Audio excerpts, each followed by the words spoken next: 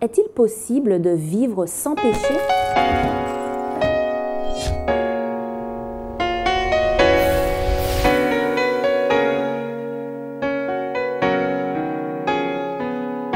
Bienvenue dans votre émission Autrement dit. C'est un plaisir pour moi de vous retrouver en compagnie de Marvin Martial et Patrick Luciat, avec qui nous avons déjà entamé 2 études sur le livre de Romains. Nous poursuivons aujourd'hui. Nous sommes maintenant au chapitre 3, chapitre que je vous invite à lire chez vous. Alors, Paul dresse dans ce chapitre un portrait très pessimiste. Dans les versets 10 à 18, vous lirez chez vous, et je peux prendre pour exemple le verset 12, « Il n'en est aucun qui fasse le bien, pas même un seul ». Alors, que pensez-vous de cette analyse de Paul et surtout à qui il s'adresse? Je ne dirais pas que c'est pessimiste, je dirais que c'est réaliste. Voilà un apôtre qui voit clair. Il n'y en a pas un qui fasse le bien. C'est-à-dire qu'il est en train de reconnaître simplement l'universalité du péché, du fait que c'est la race humaine qui a été contaminée par le péché. Donc il n'y a personne qui puisse dire « moi je ne suis pas concerné ». Donc ça nous concerne nous aujourd'hui? Bien sûr, il suffit de regarder autour de soi et de voir les traces du péché. Et je pense que Paul le dit avec en toile de fond l'idée que tiens, certains, peut-être qu'ils pensaient aux Juifs, se disent « nous, peuple de Dieu, etc. » Il n'y en a aucun qui fasse le bien. Donc nous sommes tous sur le même plan d'égalité lorsqu'il est question du péché, parce que tous sont concernés par cette question. C'était vrai à l'époque de Paul, ça n'a pas cessé de l'être aujourd'hui, puisque le péché concerne la race humaine. C'est une vérité biblique depuis Adam et Ève jusqu'à aujourd'hui, et cette réalité-là s'arrêtera lorsque Dieu viendra et qu'il annihilera le mal depuis les branches jusqu'aux racines. Alors, comment répondriez-vous à la philosophie de dire que l'humanité n'est pas si mauvaise que cela, qu'il y a bien des gens qui font du bien autour de nous, on peut quand même l'observer, et pas que des chrétiens d'ailleurs, donc on n'a pas forcément besoin d'un sauveur?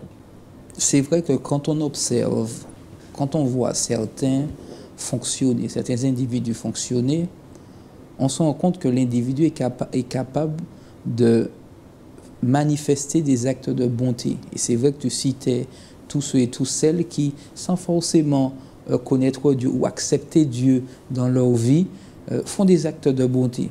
Mais ce ne sont pas les actes de bonté qui déterminent notre nature. Donc tu veux dire, même en posant des actes positifs, en faisant le bien, on reste pécheur? Nous gardons cette nature, cette capacité à faire le mal. Et c'est cette capacité à faire le mal que nous avons acquise lorsque Adam et Ève ont péché. Et c'est pourquoi Paul met en évidence, même ce que tu feras de bien ne te donnera pas la garantie d'être un homme juste. Tu as besoin d'aller beaucoup plus loin. D'ailleurs, Patrick disait effectivement que certainement Paul s'adressait aux Juifs, mais il s'adressait aux Juifs. Il s'adressait non seulement aux gentils, mais aux Juifs qui étaient dans la communauté, les interpellant. Les Juifs considéraient qu'ils étaient meilleurs que leurs actes de justice les mettaient sur un pied d'égalité. Non. C'est vrai que, et c'est cette notion que Paul développe, le salut passe par Dieu. Et c'est ce que nous avons dit depuis le départ, le salut passe par Dieu. Même si un homme manifeste des actes de bonté, ce n'est pas ce qui fera de lui quelqu'un de bien. Même si la société, qu'on le veuille ou non, dans laquelle nous évoluons, reconnaît ces individus, va considérer que c'est un individu bon. Alors qu'est-ce qui fait que quelqu'un est quelqu'un de bien alors? Alors, tout dépend là encore de la définition qu'on donne à bien. Je peux être quelqu'un de bien dans le sens sociétal, hein, c'est-à-dire, tiens, telle personne a vraiment aidé les pauvres, je peux lui donner le prix Nobel de la paix pour une action particulière, je peux reconnaître des vertus chez un individu. Marvin a raison de souligner, cette personne n'en demeure pas moins un pécheur. Personne ne peut faire l'économie d'un passage par la case Jésus, sacrifice, grâce pour être sauvé et être quelqu'un de bien. Je mettrai des guillemets dans le sens, je ne suis bien qu'à travers le bien de Jésus. C'est-à-dire que de moi-même, je ne peux pas faire le bien. Je ne suis pas quelqu'un de bien, je suis un pécheur. Seulement Dieu, dans son amour infini, envoie Jésus. Et quand je l'accepte, il accepte de venir vivre en moi. Donc si je suis bien, c'est parce que Jésus est bien. Maintenant, je fais bien la distinction entre ça et puis le vocabulaire classique que l'on utilise pour dire « Tiens, cette femme-là ou cet homme-là, c'est quelqu'un de bien parce qu'il aura fait une contribution positive à la société. » Mais même ces personnes que l'on peut admirer, que l'on peut même honorer pour leur action, ont besoin de Jésus parce que ce sont des personnes qui sont dans la catégorie des pécheurs comme tous les autres dans la race humaine. Alors dans Romains, toujours le chapitre 3, que je vous invite à lire également, au verset 23, on peut lire « Tous ont péché et sont privés de la gloire de Dieu ». Alors là, il remet un coup encore et j'aimerais quand même qu'on puisse, pour ceux qui nous suivent, définir un peu c'est quoi le péché. Alors là, juste peut-être avant que Marvin intervienne là-dessus, c'est vrai que ce mot-là a fait couler beaucoup d'encre parce que certains lui accordent une certaine définition, d'autres une autre. Alors, c'est vrai que la Bible va nous dire, peut-être pour prendre une expression très, très simple, hein, le péché, c'est la transgression de la loi. Alors, c'est vrai que pour aller plus loin, Jésus nous trace un chemin. Toutes les fois où on rate la cible, hein, pour presque aller dans le sens étymologique du péché, on pêche, d'accord, on est dans la transgression. Ça, c'est l'acte de péché, je vais rater la cible. Et puis il y a le péché qui est l'état. Donc c'est à la fois un acte et un état, l'état de péché. Vous et moi, nous sommes marqués par le péché, même s'il y a la rédemption, etc. Mais nous sommes dans une société, dans un monde qui est marqué par le péché et nous sommes affectés par le péché. Et par rapport à ça, nous commettons des péchés. Donc Dieu ne nous en tiendra pas pour rigueur si tous sont péchés finalement. Ce n'est pas selon le nombre hein, que ça change. Même si c'est une seule personne qui a péché, celui qui pêche a raté la cible, il a offensé Dieu et il est coupable d'avoir péché. C'est là où le Seigneur intervient dans sa miséricorde pour apporter le salut. Dieu, dans son amour, souhaite nous interpeller sur cette réalité. D'ailleurs, le fait que le texte de Jean 3, c'est Dieu, par amour, envoya son Fils unique pour que quiconque croit ait la vie éternelle, signifie que Dieu ne prend pas plaisir à nous voir dans cette situation. Parce qu'à l'origine, l'objectif, c'était d'avoir des hommes, des femmes qui puissent vivre une vie harmonieuse. Voilà l'objectif de Dieu. Donc forcément, chaque action qu'il fera aura comme objectif de nous rapprocher de lui. Donc il ne peut pas nous laisser dans cette situation. Il ne peut pas nous laisser continuellement dans cette logique où on met de côté sa volonté. Patrick disait que péché, c'est rater le but. Quand au départ, Dieu dit à Adam et Ève, ne mangez pas le fruit. Il présente de mon autorité, je vous invite à ne pas manger, je vous demande de ne pas manger le fruit. Ils vont prendre leur indépendance, bien entendu, invités par le diable, mais ils vont prendre leur indépendance et ça va se traduire par un acte, parce que le péché, ce n'est pas le fait d'avoir pris le fruit, c'est le fait d'avoir pris son indépendance face à ce que Dieu a dit, un ordre direct, et qui a eu comme conséquence cet acte de prendre le fruit et de le manger. Alors, puisque tous ont péché et sont privés de la gloire de Dieu, qu'est-ce qui fera la différence? On l'a compris, tout le monde est sauvé, tout le monde pêche et tout le monde est sauvé par grâce. Donc, ça veut dire que tout le monde sera sauvé. Certainement pas, puisque ce serait faire abstraction de la liberté que Dieu a donnée à l'homme. Il ne faut pas oublier que l'objectif de Dieu, c'est que tous soient sauvés. Ça, c'est vrai. Parce que Dieu n'a pas créé les hommes pour la destruction. Il n'a pas dit, tiens, je vais vous créer juste pour pouvoir vous voir être détruit. Ce n'est pas l'objectif de Dieu. Ça, c'est un Dieu qui est amour, un Dieu qui est bon. Même si dans la Bible, on parle de la colère de Dieu. Colère qui se manifeste par rapport au péché. C'est le péché qui révulse Dieu. Maintenant, tous ne seront pas sauvés parce que malheureusement, certains, même face à une invitation aussi extraordinaire que celle de Dieu qui dit, j'envoie mon Fils pour vous démontrer que le salut est possible, qu'il est gratuit, qu'il vous est offert, certains choisiront de tourner le dos à cette invitation et de marcher dans leur propre voie, c'est-à-dire le péché. L'homme sans Dieu est un homme qui marche dans le péché. Et certaines personnes feront ce choix-là et Dieu n'aura d'autre choix, j'ai envie de dire, que de respecter leurs décisions et de dire, vous avez choisi de ne pas accepter le salut, ainsi soit-il, même s'il va faire tout en lançant des appels de phare, en faisant tout pour pouvoir ramener vers lui ceux qui se détournent. Alors comment concilier cette notion dont tu parles de volonté, de liberté et cette notion de grâce en même temps? L'acceptation de ce don que Dieu me fait, justement, me met en situation d'exercer cette volonté qui est la mienne. Dieu me laisse libre. Maintenant, il faut que je choisisse, j'accepte de pouvoir entrer dans ses plans. Que je me dise, ok, je reconnais que je suis pécheur. Et c'est ça l'objectif de Dieu, de nous emmener à reconnaître notre état et de nous dire, j'ai besoin de me sortir de cette situation. C'est ça c'est l'objectif de Paul, qu'on puisse reconnaître qu'on est pécheur. Ben oui, et que chacun puisse arrêter de s'identifier aux autres. Que même nous, que nous arrêtions de nous considérer, je suis meilleur que mon voisin, je suis meilleur que mon prochain, et regarder mes actes de bonté comme me permettant de me dire, il est plus pécheur que moi. Non. Donc c'est rester humble. Paul veut nous encourager à rester humble. Moi, je crois que c'est nous emmener effectivement à rentrer en nous-mêmes, à rentrer dans cette notion d'humilité et nous dire, je ne suis pas capable de faire mieux seul. Et de nous emmener à nous attacher à Dieu. Oui, alors pour singulièrement dans l'Épître aux Romains, il ne faut pas oublier qu'on est encore dans cette logique où certains se disent, tiens, les païens, là, les gentils, s'ils veulent le salut, ils doivent d'abord devenir juifs et pratiquer les préceptes du judaïsme. Or, Paul est en train de dire quelque part, indirectement dans son propos, quand il dit tout son péché, vous avez beau être le peuple choisi de Dieu, vous avez beau être juif et puis vous targuer de cette position, tous ont péché. Vous êtes exactement au même niveau que le païen, vous êtes exactement au même niveau que le gentil, que vous voulez forcer à passer par la case judaïsme avant d'arriver à Dieu. Donc, je crois que c'est une manière de remettre les compteurs à zéro, de rappeler chacun à la réalité de la révélation de Dieu plutôt qu'à des idées fabriquées par l'homme et par son entendement. Alors pourtant, malgré ce que vous prétendez, Jésus disait souvent dans les évangiles, quand il soignait, quand il délivrait, « Va et ne pêche plus ». Alors, est-ce que c'est vraiment possible de vivre sans péché? Quand je disais que l'objectif de Dieu, c'est de nous emmener à rentrer sous son autorité et à vivre selon ses directives, c'est ce qu'il demande chaque fois. Ok, aujourd'hui, je te délivre. Aujourd'hui, tu as accepté d'écouter ce que de recevoir ce dont je te propose. Va et choisis de vivre sous l'autorité de Dieu. Va et ne pêche plus, puisque la démarche péché, c'est sortir de sous l'autorité de Dieu. C'est comme ça que moi je le perçois dans l'évangile. Il dit, va et ne pêche. En d'autres termes, choisis, et c'est là où tu parlais de la volonté. Exerce ta volonté pour faire le bon choix, celui de me choisir, de choisir le projet que j'ai pour toi. Donc ça veut dire que la volonté que je dois exercer, ce n'est pas la volonté de ne pas pécher. Quand Dieu dit, dans les propos de Jésus, hein, va et ne pêche plus, on peut considérer ça soit comme un mauvais tour que Jésus joue, parce qu'il sait déjà qu'il ne va pas y arriver, il lui dit va et ne pêche plus. C'est parce qu'on est en train de piéger l'individu, va et ne pêche plus, sachant très bien qu'il va pécher.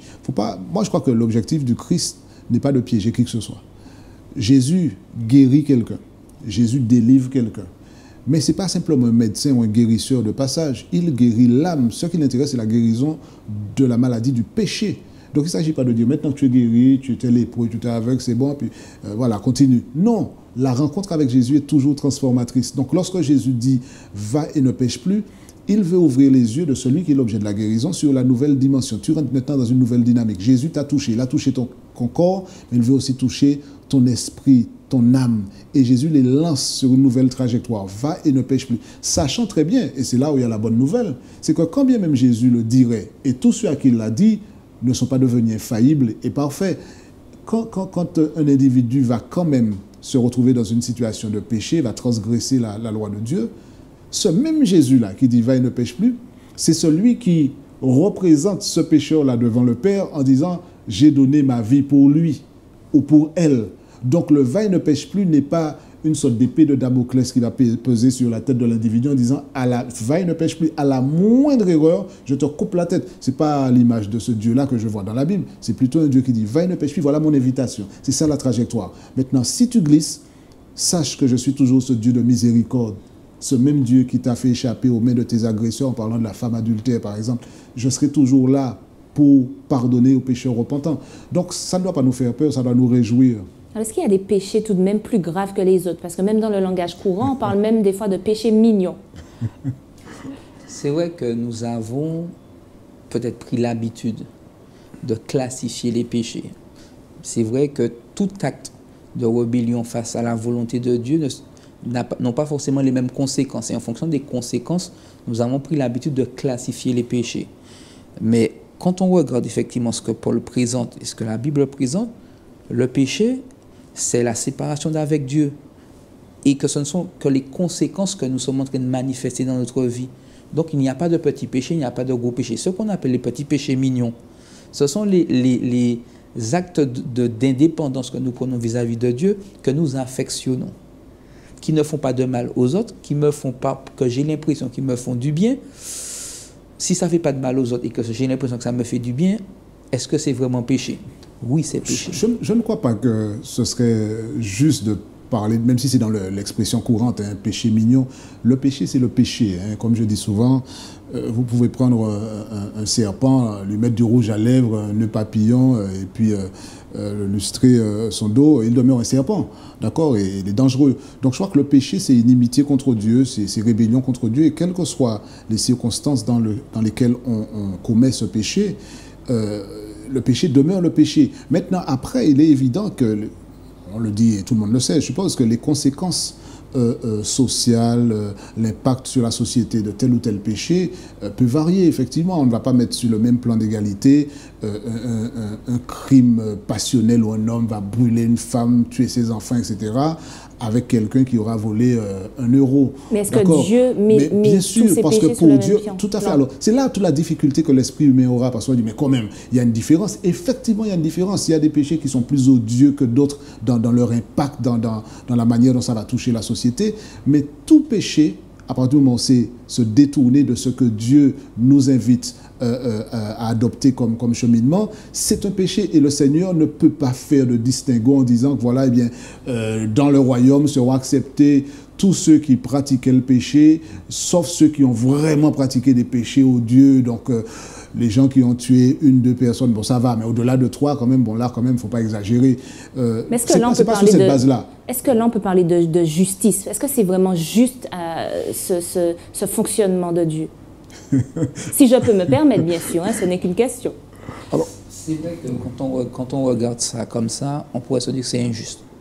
Parce que celui qui commet un acte qu'on pourrait considérer comme irréparable, le meurtre, la mort d'un individu, c'est injuste de le considérer sous le même pied d'égalité qu'une personne qui a simplement volé quelques milliers d'euros. Ou même qui a fait un simple mensonge, prenons quelque chose de... On pourrait effectivement considérer que c'est injuste. Mais Dieu, effectivement, nous invite à regarder les choses autrement, à regarder chaque fois qu'on entre dans une démarche, à regarder l'acte, puisque je disais précédemment que le péché n'est pas l'acte en lui-même. Le péché, c'est la prise d'indépendance par rapport à Dieu qui conduit à poser des actes. Donc, chaque fois que un acte, quelle que soit sa gravité, est posé, c'est parce qu'à un moment donné, je me suis éloigné de Dieu. L'acte simplement ne fait que concrétiser une volonté intérieure de se séparer de Dieu. C'est surtout ça que tu condamnes. Voilà. Dans le prolongement de ce que dit Marvin, c'est vrai qu'il nous faut arrêter peut-être dans notre appréciation du péché, de voir les choses en termes comptables, plutôt de voir les choses en termes relationnels. Donc la question du péché, pour moi, ce n'est pas quelle grosseur, quelle dimension, quel poids, etc. Plus que relationnellement, je me suis éloigné de Dieu. Mais il faut voir les choses dans les deux sens, parce que autant le péché de celui qui a volé un œuf ou de celui qui a volé un bœuf, c'est toujours le péché, d'accord? Le pardon de Dieu est disponible pour celui qui a volé l'œuf comme pour celui qui a volé le bœuf.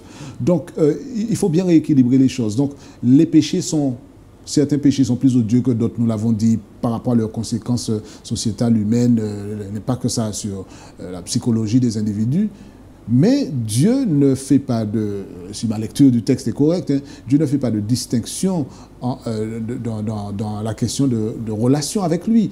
J'ai toujours un problème relationnel avec Dieu lorsque je lui tourne le dos, soit pour pratiquer un meurtre, soit pour forniquer, soit pour voler, soit pour quelle que soit la chose. Donc, notre esprit humain a tendance, et je crois que c'est Marvin qui disait ça tout à l'heure, de faire des hiérarchisations du péché en disant c'est pas grave, d'accord. Donc, on voit juste l'aspect humain, sociétal, etc. Et puis on ne voit pas l'aspect relationnel avec Dieu. Et je crois que ce que Dieu nous demande, quelle que soit la forme que prendra notre indépendance, notre rébellion contre lui, quelle que soit la forme que ça prendra, il ne peut pas la cautionner. Et il nous invite à entrer dans une démarche de repentance, de conversion, et son pardon est disponible pour les péchés, quels qu'ils soient. Alors tu parlais de repentance, de conversion. Comment justement sortir de cet état qui est dans notre nature, vous l'avez dit, qui est gravé dedans, le péché? Comment sortir? Quel est l'espoir pour nous aujourd'hui face à ce triste constat qu'on a dressé? L'antidote, c'est celui que Paul présente. Ce Jésus crucifié, ce Jésus qui donne le salut. Paul, c'est cet antidote qu'il proposait. Cette relation retrouvée avec Dieu au travers du sacrifice de Jésus. J'accepte le sacrifice de Jésus et par la foi, Dieu me blanchit et me permet d'avancer. Est-ce que c'est fait, c'est comment concrètement? On l'accepte, on y croit dans nos cœurs, on concrétise par un acte. Comment concrètement on accepte Jésus et il agit dans nos vies concrètement? Comment concrètement? L'accepter.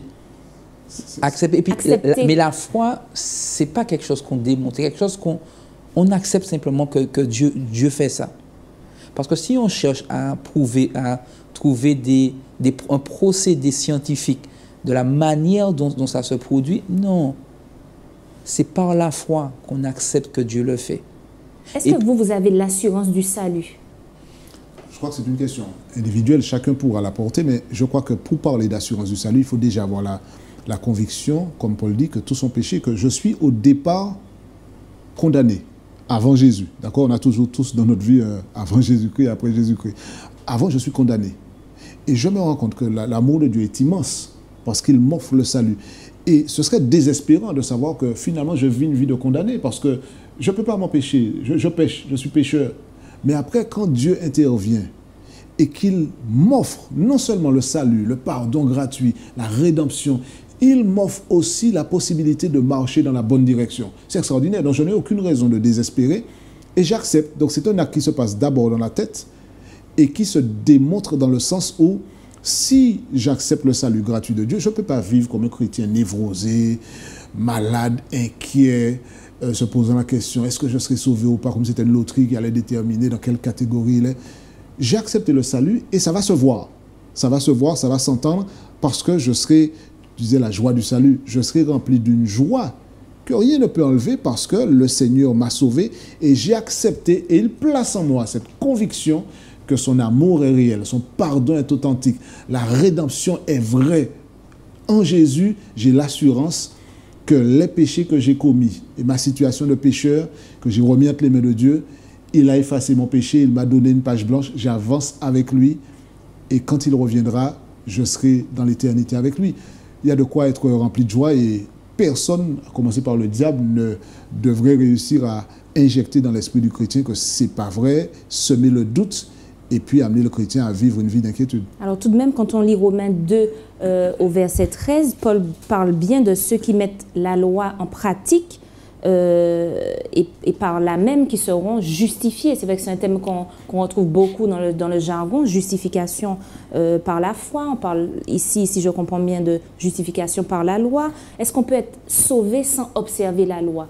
Là encore, reprenons la pensée de Paul dans son ensemble. C'est tout l'objet de l'épître aux Galates, c'était déjà le cas des Romains. La loi ne sauve personne. À aucun moment. Maintenant, le Seigneur me justifie, c'est-à-dire qu'il me déclare juste. Pas parce que j'ai, par mon expertise, réussi à bien faire, mais parce que le moi a été enlevé, c'est Jésus-Christ qui vit en moi. Et quand Dieu me regarde, il regarde le juste par excellence, Jésus. Donc je suis justifié parce que j'ai capitulé devant le Seigneur Jésus, je lui ai tout remis. Donc à aucun moment mon observation de la loi ne me rendra acceptable devant Dieu. D'ailleurs, nous sommes tellement pécheurs au départ, comme Paul le dit, que personne ne peut observer la loi. Même avec nos bonnes intentions, et tous ceux qui nous regardent pourraient en rendre témoignage, nous aussi ici, nos bonnes intentions parfois se fracassent sur le mur de la réalité de notre état de pécheur. Parce qu'on veut bien faire. Paul, je crois, l'a même dit ailleurs, je veux faire le bien, mais je me retrouve à faire le mal. Donc le péché, c'est une réalité que le chrétien confronte, mais il sait déjà qu'il a l'antidote, comme tu disais, qu'il a la réponse, parce que le Dieu qu'il sert, le Jésus qui a été révélé, il est la réponse. Et nous sommes justifiés en Jésus. Ça, c'est une bonne nouvelle. Donc, je ne mets pas la loi de côté, elle n'est pas rangée aux oubliettes, elle ne passe pas à la trappe, mais je sais que cette loi-là, je l'observerai. Oui, je sais ce que disent les commandements, je sais ce qu'est la volonté de Dieu, et je ferai en sorte de l'observer, pas de moi-même, parce que Dieu me donnera la force de marcher droit, et certainement pas pour mériter le salut. Alors, pensez-vous tout de même que l'amour de Dieu, qu'on lui prétend quand on lit la Bible, la patience de Dieu, la bonté de Dieu, nous pousse d'une certaine manière au laxisme ou à la procrastination? Dieu se montre patient, pas pour que l'homme puisse repousser à plus tard cette démarche de reconnexion à lui. Sa patience est là pour nous garantir qu'il est prêt à attendre. Parce que peut-être que nous ne sommes pas encore prêts à l'accepter. Nous avons encore envie de vivre cette période d'indépendance. Et cette patience qu'il manifeste est là pour nous garantir toute la chance de pouvoir revenir. Dieu n'invite pas ses enfants à se montrer laxistes. Il les invite à entrer dans ses plans, à entrer dans une vie renouvelée. Ce qu'il voudrait, c'est que dès aujourd'hui, quand on entend sa voix, on entre dans ses plans. Est-ce utopique de penser ainsi? Non, moi je ne crois pas que ce soit utopique. Parce que celui qui entend a cette possibilité. Quand tu entends Jésus t'appeler, tu as le choix entre décider de venir à lui, de l'accepter ou de le refuser. Ce n'est pas utopique. D'ailleurs, si c'était utopique, effectivement, Paul ne se serait pas évertué à pouvoir interpeller autant ses contemporains et ceux justement de cette église de Rome pour les emmener à changer aujourd'hui leur manière de fonctionner. Tout à fait. Je vais un petit peu dans ce sens parce que c'est très facile d'abuser.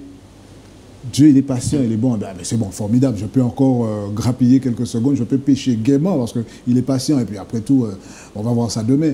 Je parlais tout à l'heure de la dimension relationnelle entre Dieu et nous. Et je crois que c'est ce qui nous permet d'éviter de tomber dans ce panneau.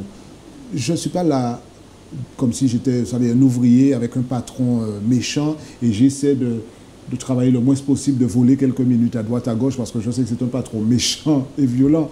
Non. Dimension relationnelle entre Dieu et moi. Il m'aime, je réponds à son amour. Donc, je n'ai pas besoin de tricher avec lui. Je n'ai pas besoin d'essayer de profiter au maximum des heures économie pour pouvoir pêcher un maximum parce que le tarif est moins cher. Ce n'est pas comme ça que ça se passe. Je suis dans une relation avec Dieu d'amour réciproque. Donc, c'est par amour pour Dieu que je vais entrer dans une démarche d'obéissance qu'il rendra possible en moi par son esprit. Merci en tout cas pour ces mots, pour ces échanges. Merci à vous de nous avoir suivis. Rendez-vous à une prochaine émission d'Autrement dit.